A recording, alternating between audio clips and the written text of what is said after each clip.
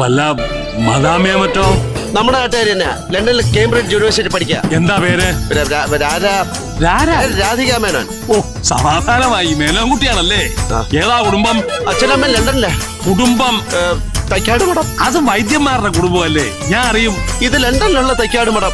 ലണ്ടനിൽ തൈക്കാട്ട് മഠം? ഈ കുട്ടിയുടെ അച്ഛന് പിന്നെ ലണ്ടനിൽ തൈക്കച്ചവടാണ്. പിന്നെ അപ്പൊ എല്ലാരും തൈമേനെ വിളിക്കുന്നത്. അപ്പൊ പിന്നെ ഇയാൾ വീട് വെച്ചപ്പോ തൈയോട് തൈ വീടിന് ചുറ്റും അങ്ങനെ കാട് പോലെ തൈ വളർന്നിട്ട് എല്ലാരും തൈക്കാടെന്ന് വിളിച്ചു. പിന്നെ വീടാണല്ലോ മഠം, അങ്ങനെ തൈക്കാട് മഠം. ഈ തൈ എന്നൊക്കെ പറയുന്നത് അത്ര വലിയ ബിസിനസ് ആണോ? പിന്നെ എന്ത് തയ്യാ ഇയാള് നടുന്നത്? മാങ്ങാത്തൈ, ചക്കത്തൈ, തേങ്ങാത്തൈ.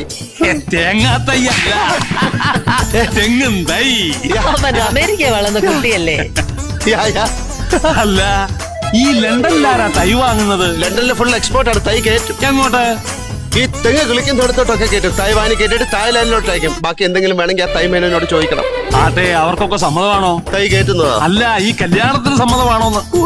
ആ കുട്ടി ഇപ്പൊ എവിടെയുണ്ട്?